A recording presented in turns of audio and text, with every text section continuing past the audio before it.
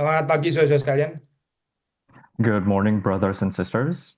Hari ini kita lanjutkan dari Ten Commandments, So today we're going to continue from the Ten Commandments, yaitu perintah kelima dan keenam. Ya.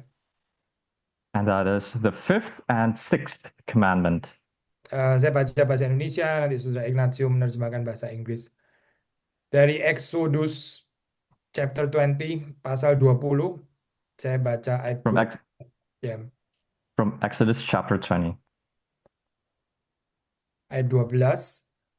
Hormatilah Verse, ayahmu dan ibumu supaya lanjut umurmu di tanah yang diberikan Tuhan Allahmu kepadamu. 13. verse Jangan 12. membunuh.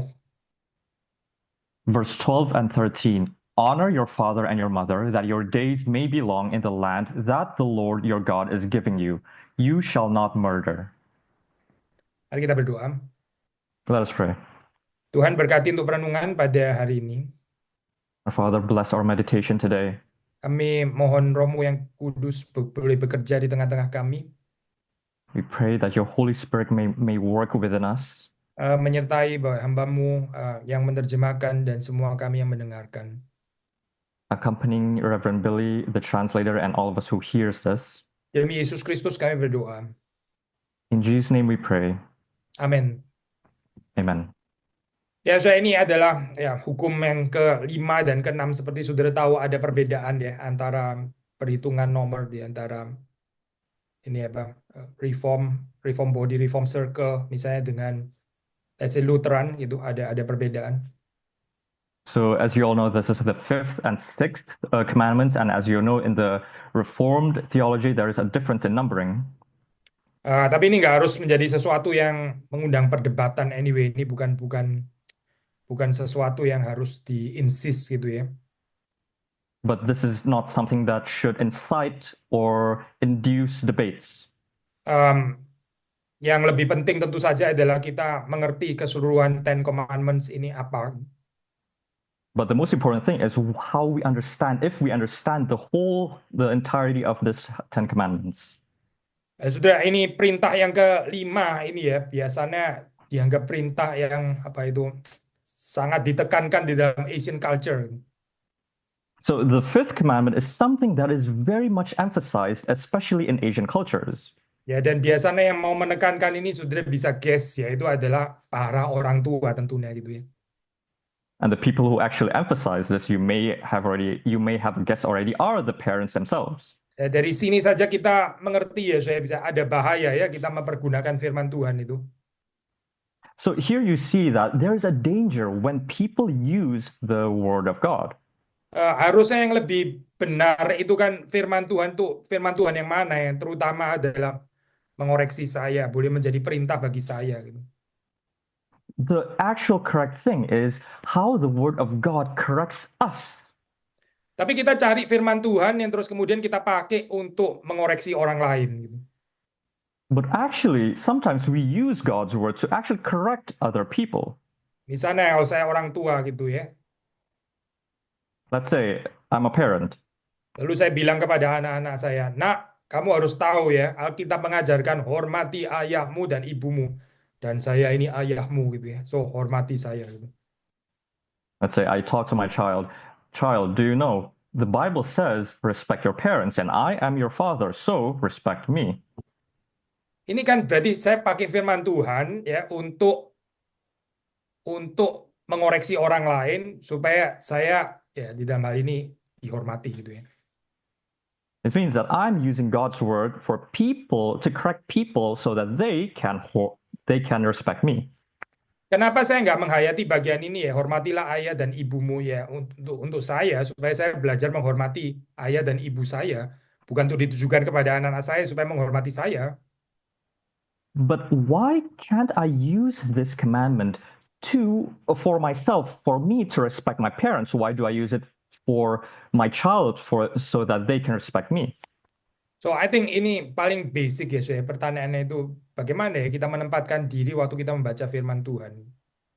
So this is the basic question. How can we position ourselves to understand God's words? Karena sikap hati yang seperti ini akan menentukan pertumbuhan iman kita. because the stance of your heart really determines your growth and faith. Nah, soalnya kita balik kepada ini ya, apa perintah ini, hormati ayah dan ibumu. Now we go back to the commandment, honor your father and your mother. Yang pertama ya, saya mungkin kita nggak terlalu notice karena kita sudah hidup di dalam dunia modern. And maybe we don't notice it because we live in a modern world. Tapi seperti kita tahu ya, saya ini Israelite society kan very much patriarchal ya, saya karakternya. But as we all know, the character of the Israel society is very much patriarchal. Tapi di sini saudara mengatakan hormati bukan cuma ayahmu, tapi ayahmu dan ibumu. But here it is even said, not only honor your father, but also your mother. Ya, ini bukan sesuatu yang otomatis self-verständlich, sesuatu yang apa ini dengan sendirinya. This is not something that is very much self-explanatory. Tetapi saudara melihat di sini ada penekanan penghormatan yang equal ya, baik kepada ayah maupun kepada ibu. But you see here, there is an equal importance of respect, be it for the father or for the mother. Kita nggak bisa hanya menghormati orang yang katakanlah ya bekerja untuk keluarga, tidak hal ini misalnya ayah gitu ya, karena ayah yang tulang punggung, lalu terus saya menghormati ayah karena uang datangnya dari ayah gitu misalnya.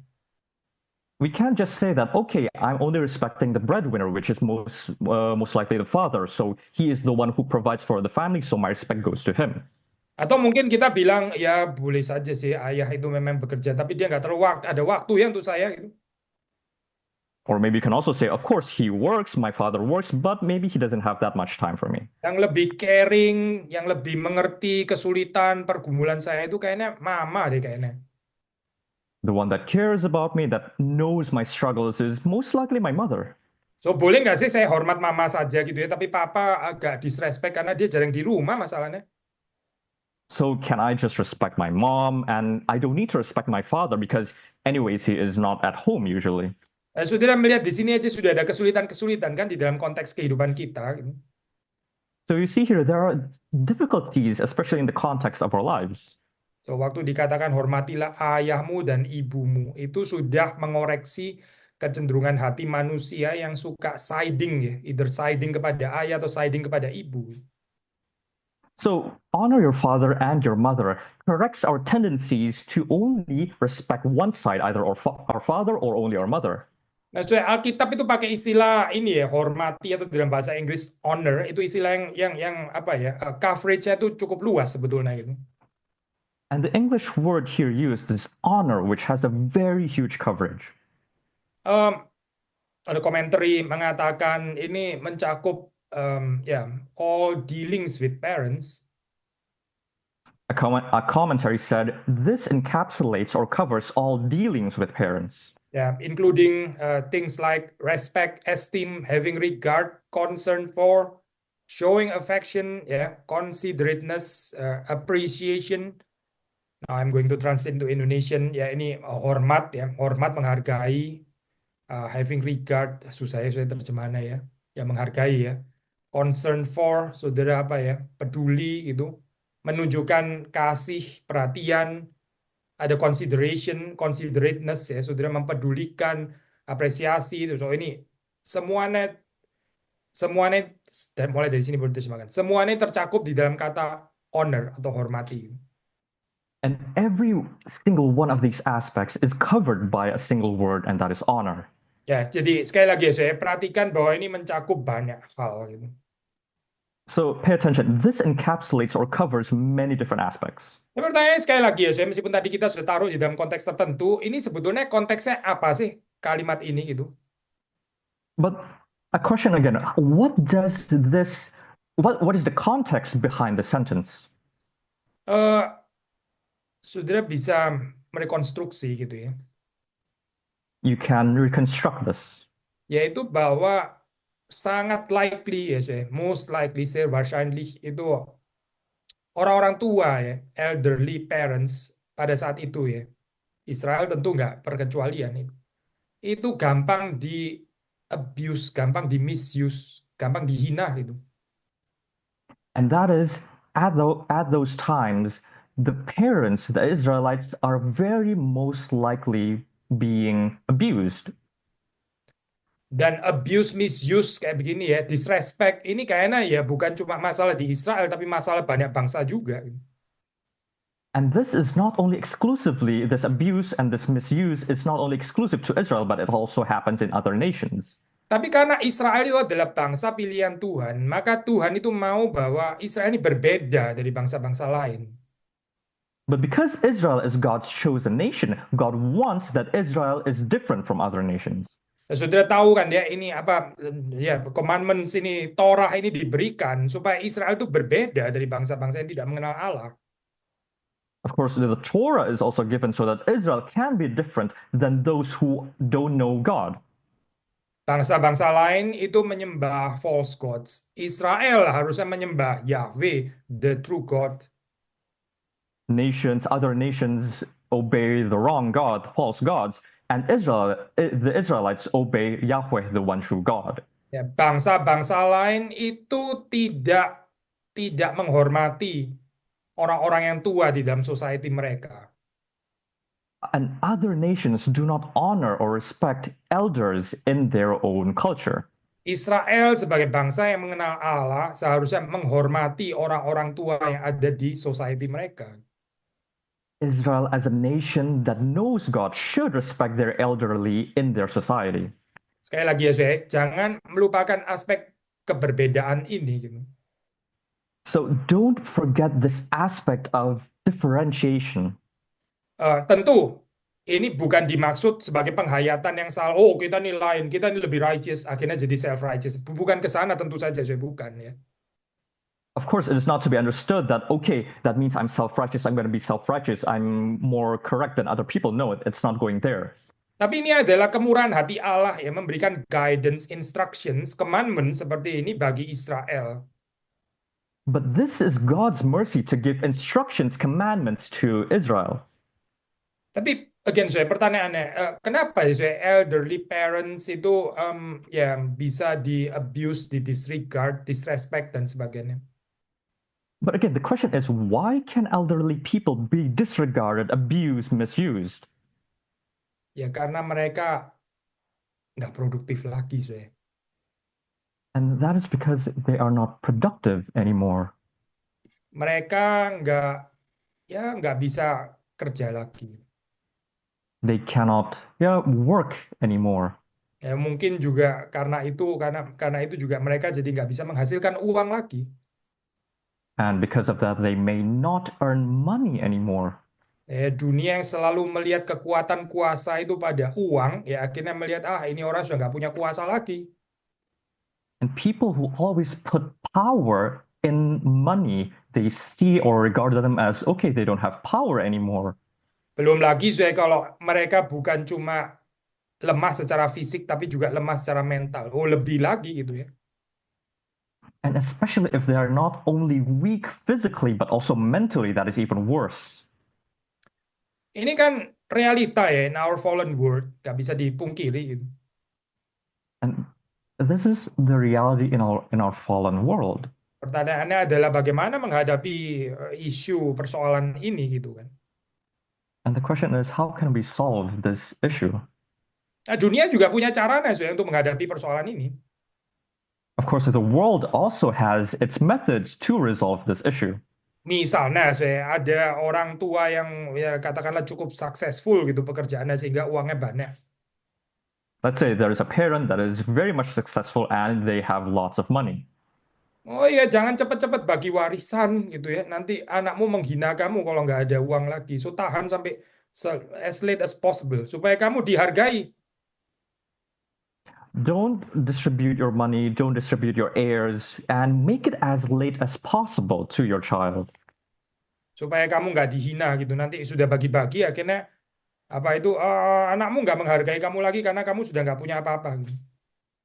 And you do this so that you are not mocked by your child, so that when you are out of your wealth, you don't get mocked again anymore by your child. Tapi sedih nggak sih, soalnya kalau orang tua itu dihargai hanya karena mereka masih ada uang. But isn't it very sad that parents are only respected, are only honored because of their money? Ya itu berarti anak-anak bukan betul-betul menghargai orang tua mereka, tapi menghargai uang yang masih ada pada orang tua mereka. That means their children do not genuinely respect their parents for who they are, but by how much wealth they have. Ya, ini mirip seperti kayak banyak orang kaya itu seperti dihargai. Padahal mungkin nggak dihargai. Yang dihargai itu uangnya mereka, gitu.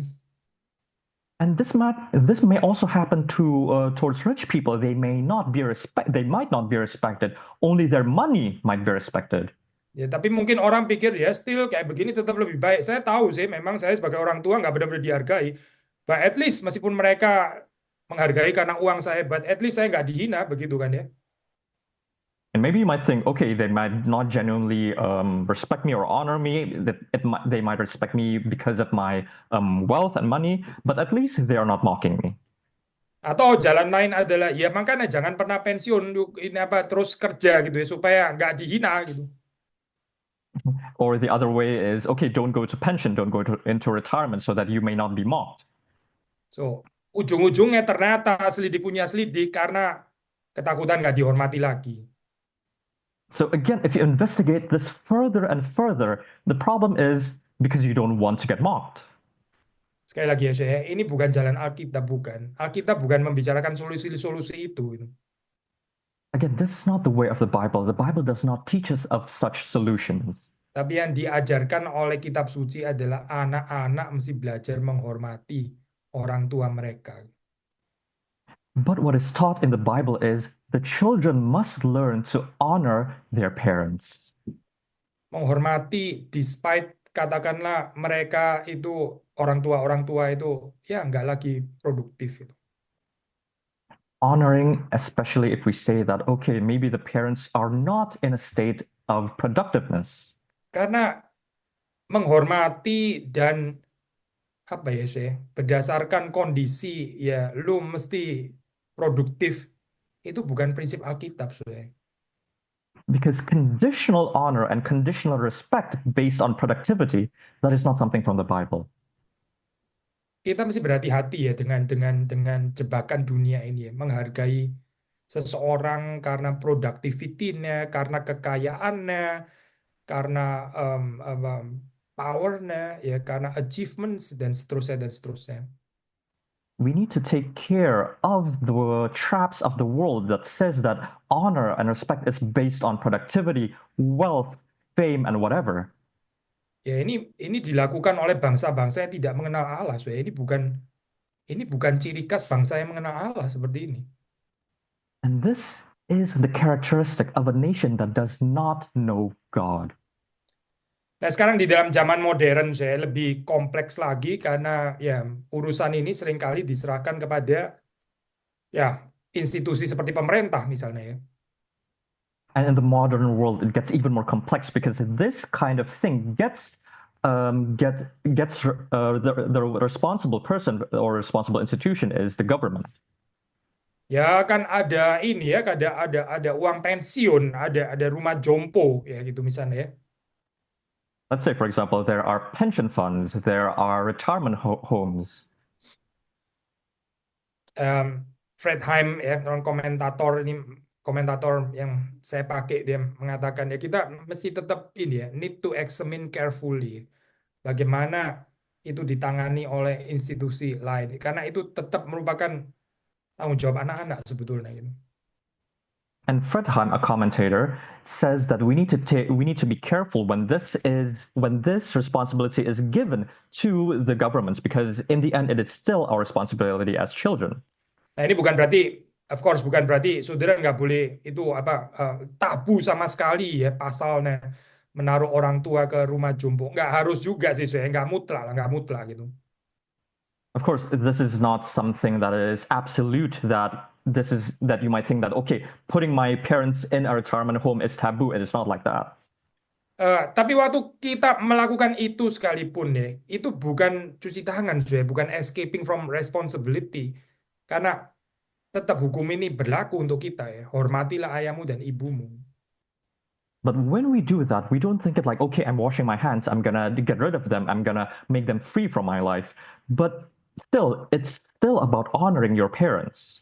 Tapi sekali lagi ya, saya di sini umat yang mengenal Allah itu harusnya dibedakan daripada orang-orang yang tidak mengenal Allah. Again, here, God's people should be differentiated, that should be different from people who do not know God. Dan salah satu bedanya itu adalah God's people itu bisa menghormati mereka yang nggak bisa lagi apa ya saya nggak bisa lagi ada merit gitu ya, nggak bisa lagi ada achievement, nggak bisa lagi ada results gitu di dalam kehidupan mereka. And one of the difference is that that God's people, they know they can respect people despite them not having any more merits, achievements, or success. Kita belajar juga untuk menghormati mereka yang pernah merawat kita waktu kita kecil. Tapi mereka sekarang ya akan cenderung menjadi beban di dalam kehidupan kita gitu. We also learn to respect those who took care of us when we were little, when we were children, and most likely now they are themselves becoming a burden. Kenapa saya ini penting ya saya untuk bersedia juga dengan hati yang rela dan luas untuk menampung orang tua yang menjadi burden. Why is this important? Why is the willingness of your heart to take care of your parents that might become a burden important? Karena tanpa ini ya saya, ya kita berarti orang-orang oportunistik dong. Because without this, we are basically just opportunistic people. Ya kita cuma mau orang tua kita kalau mereka itu functional gitu ya. Misalnya maaf ya pakai istilah ini ya. Kalau mereka itu apa beneficial gitu untuk kita ya, functional untuk kita. Tapi waktu mereka menjadi beban, kita nggak mau mereka lagi. Yaitu kita berarti orang oportunis ya. Because that basically says, I'm sorry if I use this term, but basically we want to respect them, we want to take care of them only if they're beneficial and functional for us. Itu menyatakan kita adalah orang-orang oportunistik berarti. That very much says that we are opportunistic people. Tapi kekristenan, being a Christian and being an opportunist itu nggak pernah compatible ya, Syekh. Itu nggak compatible at all. And being a Christian and being opportunistic is never, ever compatible. Nah, kita melanjutkan di bagian berikutnya, mungkin yang agak sulit. Kenapa di sini kemudian dikatakan supaya lanjut umurmu di tanah yang diberikan Tuhan Allahmu kepadamu. And we're going to continue with the next part of the verse, that your days may be long in the land that the Lord your God is giving you. Ya, apakah ini apa ya semacam strict promise gitu misalnya ya, kalau kita begini akan begitu itu misalnya ya. Is this some kind of promise, strict promise that when we do this, we can get this? Mana ada kata sambung supaya lagi di sini ya, di dalam terjemahan bahasa Indonesia pakai bahasa bahasa Inggris mungkin juga ini ya menyerupai that ya oke lah that ya, that your days. Tapi di Indonesia itu supaya gitu ya, ada kata sambung ini. So bener dong supaya dengan tujuan itu dong berarti gitu. And in the English translation, there is this causal word connecting these two sentences, and that is that, so that, yeah, you get something when you do this. Kalau saudara merenungkan bagian ini, kok ternyata nggak terlalu honorable ya. Dia menghargai orang tuanya just untuk apa ya? For his or her own sake dong berarti supaya dia panjang umurnya. Kalau gini rather selfish juga nggak sih sebetulnya? And maybe you might think, okay, then maybe the respect and honor is not that genuine because in the end, you're only wanting to reap or wanting to do something for your own benefits to get more benefits. Sulit ya saya menafsir seperti ini. And this might be difficult if you interpret it this way. I think penjelasannya itu cukup sederhana, saya bisa dijelaskan di dalam apa ya penjelasan yang rather natural. I think it can be explained in a much more simpler and more natural way.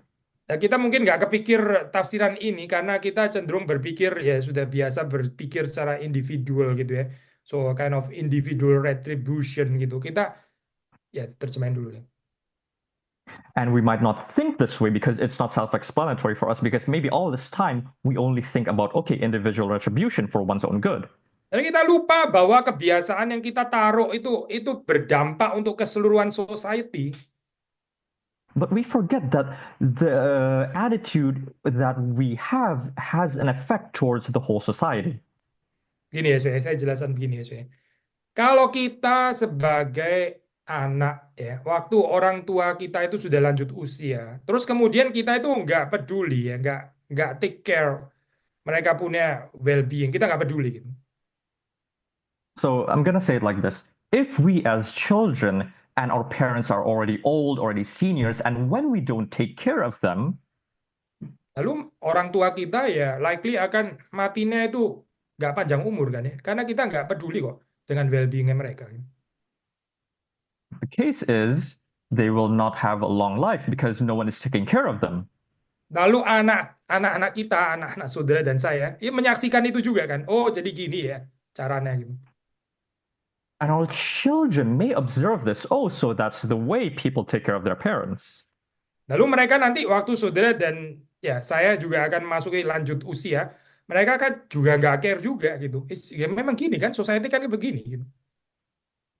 And when you and I become old, become seniors, then our children won't take care of us anymore. And this is the way the world works.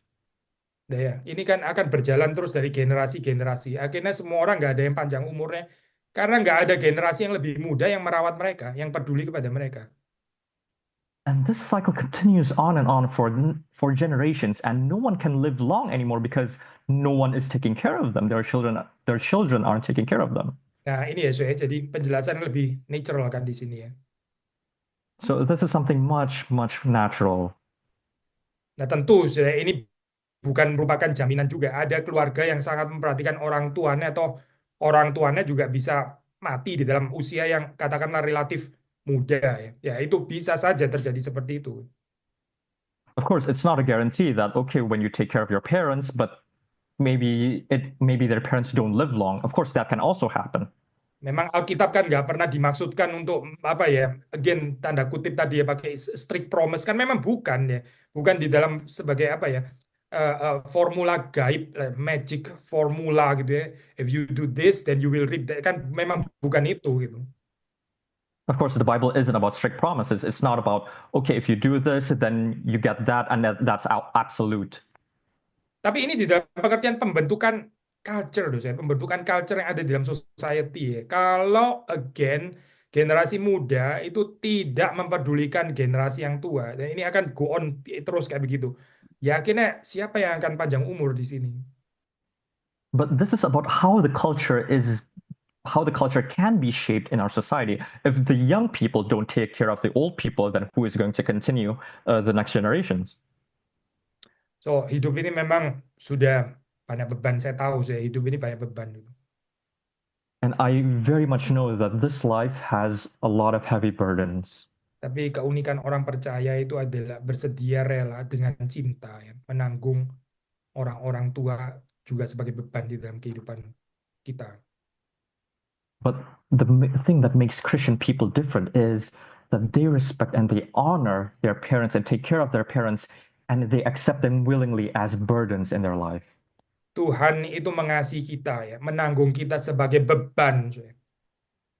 God loves us and cares for us, and we are burdens towards Him. Ya, kita yang mengenal Tuhan harusnya kita adalah orang-orang yang juga rela untuk menanggung beban yang dipercayakan Tuhan di dalam kehidupan kita. And we as God's people should willingly take burdens which God has appointed to us. Hukum yang keenam, Sixth commandment. Jangan membunuh. You shall not murder. Ya, ada tafsiran yang mengatakan lebih baik terjemahannya bukan you shall not murder, tapi you shall not kill. Apa bedanya? So there is a commentator that says that the better interpretation is you shall not kill. And what's the difference? Kalau murder itu kan spesifik ya, saudara memang punya intensi untuk membunuh gitu kan, memang intensi untuk murder other people gitu. So murder is very specific. You have this murderous intent to murder someone. Tapi kalau kill itu ya kill itu berbeda berbeda. Ya itu bisa kita melakukan sesuatu ya yang kan kemudian mengakibatkan orang lain itu terbunuh karena itu gitu. But kill is different. We do something that causes people to die because of that. Nah, saya cenderung persuaded saya dengan tafsiran yang lebih apa ya propose untuk terjemahan bukan murder tapi kill gitu dalam arti yang lebih luas. I'm very much I'm very much Persuaded. persuaded by this commentary that says that okay, kill is has a much bigger coverage than murder. Gimana sih saya kira-kira reconstruction-nya gitu ya, again, kok bisa saya melakukan sesuatu sampai orang terbunuh? Misalnya contohnya apa? Gitu. Okay, how can we reconstruct this? How can we do something that causes people to die? What is the example? Misalnya saya waktu kita ini marah sekali ya, marah carnal anger, gitu. For example, when we are very much furious, we have this carnal anger within us, Atau kita punya kebencian demikian rupa ya. or we have such big hatred in our hearts, Dan sampai kemudian kita akhirnya melakukan violence gitu, melakukan tindakan violence. which results us in doing violent acts. Lalu kita melakukan sesuatu mengekspresikan itu ya, nggak berniat membunuh sih ya, nggak berniat mau membunuh. Tapi waktu kita melakukan itu akhirnya betul orang akhirnya terbunuh karena itu sih. And we express that. Of course, we don't kill because of our expression, but people can actually lead. It can actually lead to their death. Nah ini sih, do not kill. Nah kebiasaan. So this is do not kill. Do you understand? Bukan cuma do not murder ya. Mungkin kalau bilang do not murder, banyak orang bisa mengatakan saya nggak murder gitu ya, nggak pernah murder orang. Tapi do not kill itu lebih lebih radikal ya saya pengertiannya. Gitu. When you say do not murder, you can probably say, okay, I've never murdered anyone. But when you say do not kill, this is to be understood in a much more radical aspect. Ada orang ya saya demikian serakahnya ya karena untuk personal gain dia nggak segan-segan membabat kehidupannya orang lain sampai orang lain itu nggak bisa dapat pekerjaan, nggak bisa hidup dengan layak ya rumahnya berantakan dan akhirnya mereka terpuruk sakit dan akhirnya mati. Gitu. There are people whose greed is so big that they wash or they make other people's wealth, household perish, so that in the end they don't have jobs, they have no income, and it leads to their death. Kalau mau dikatakan apakah orang ini murder that person? Ya jawabannya tentu enggak. Kapan orang itu murder that person? If you want to say if that person murdered this person, no, when did that happen? Tapi kalau kategori killing, ya iya, termasuk dia gitu. Karena dia yang mengakibatkan akhirnya orang itu terbunuh, ya, itu akhirnya ya, mendapati kematiannya karena tindakan keserakahannya itu. But if you say this, is this in the category of killing? Then yes, that person has died, and the cause of that is your greed. Makanya saya lawan kata daripada you shall not kill ini ya, saya bukan cuma sekedar nggak murder gitu. So the term here, you shall not kill is not simply, okay, you shall not murder. Atau ini ya, maaf ya, saya tafsirkan. Oh, you shall not murder itu maksudnya ya adalah be indifferent gitu misalnya ya. Ya pasti bukan, saya. Bukan itu, pasti opposite-nya. Or maybe you say that the opposite is, okay, not to be indifferent. Of course, it is not that. Em, bukan justru saya bilang be indifferent tadi ya. Be indifferent, don't care about others, so don't murder, don't apa ya, jangan berurusan lah, don't deal with other people. Well, itu bukan opposite daripada do not murder gitu. So the opposite of do not murder is not to be indifferent. Is to be indifferent. As to be indifferent, I mean. To be indifferent, To okay. be indifferent, So that you don't care about other people, you ya, don't mess with their lives. That's not it. ya. Tapi lebih di dalam pengertian do not kill ya, berarti apa? Ya saudara itu berbagian di dalam menghadirkan kehidupan di dalam diri orang lain. But the opposite is to take part in people's lives and bring them life as well.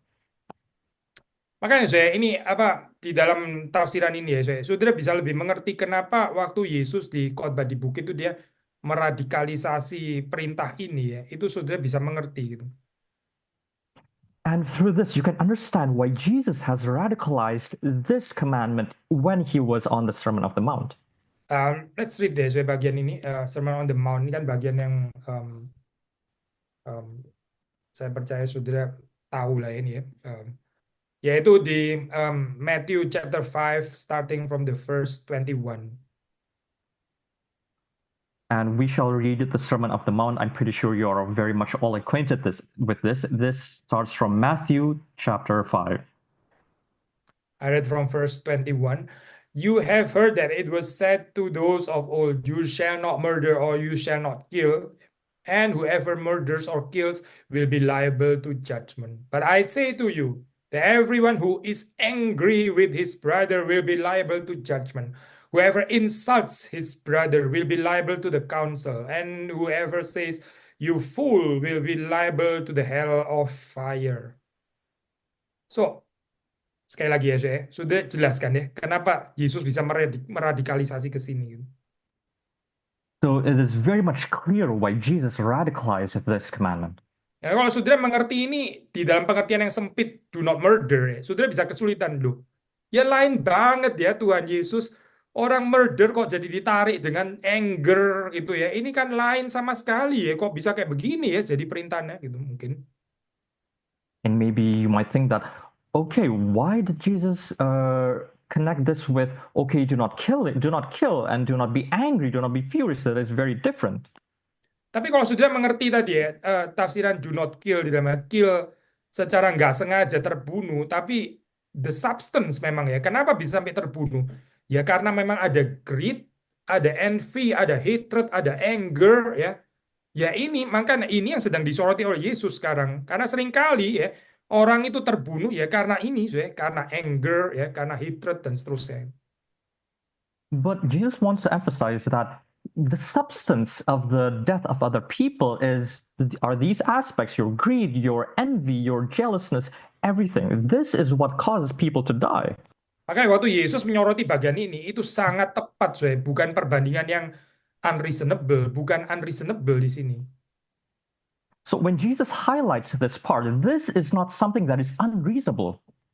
So hati-hati ya, waktu hidup ini dikuasai oleh kemarahan, ya, waktu hidup ini dikuasai oleh kebencian, kita tuh seperti melepas kuasa kematian di sekitar kita sebetulnya. So be careful, because when in your life you're controlled or you express this wrath, this hatred, then you are basically expelling or expressing death. Lawan katanya apa sekali lagi? And again, what is the opposite of this? Ya menghadirkan kuasa kehidupan, bukan kuasa kematian tapi kuasa kehidupan. And that is to bring about the power of life, the might of life, and not the power of death. Kalau the power of death itu adalah driven by, let's say, wrath, anger, hatred. And the power of death, it is driven by wrath, hatred, and anger. Maka the power of life itu driven by apa, Ya by love, apalagi kalau bukan by love and sacrifice. And if that's the case, what drives the power of love? The power of life, and that is none other than love and sacrifice. Lihatlah kehidupan Yesus Kristus, ya. Itu loh, itu dia menghadirkan life, ya, the power of life, ya. Melalui apa, Melalui pengorbanan yang penuh cinta kasih kan di atas kayu salib. Look at the life of Christ. How did he bring about the power of life? And that is through his sacrifice on the cross that is filled with love. Dia yang mati, bukan dia yang bikin orang lain mati, tapi dia yang mati, ya, dan dengan kuasa kematiannya yang bekerja dalam dirinya, dia memberi kehidupan di dalam diri orang-orang lain termasuk saudara dan saya. He is the one who died. He doesn't cause other people to die, but his death brings about the power of life so that it can work in you and I's lives. Nah, inilah keunikan kekristenan, yaitu di dalam kehidupan Yesus Kristus. And this is the uniqueness of Christianity that is found in the life of Christ. So, sekali lagi ya, bukan sekedar tidak membunuh, bukan sekedar not murdering other people, itu terlalu sempit, pengertian itu. So again, this is not only about not murdering. It is not to be understood in that narrow sense. tapi dimengerti di dalam undangan kehidupan seperti Yesus Kristus ya, yang sacrificial itu ya, yang menyerahkan diri, yang menyerahkan nyawanya, boleh menghadirkan kehidupan di dalam diri orang lain. Itulah jalan hidup saudara juga. But this is to be understood as an invitation to live like Jesus Christ, who has sacrificed himself to bring about the power of life to other people. Hanya orang yang memiliki eternal life, ya, orang yang pasti bahwa dia sudah memiliki eternal life di dalam Kristus, ya, dia berani memecah-mecahkan dirinya.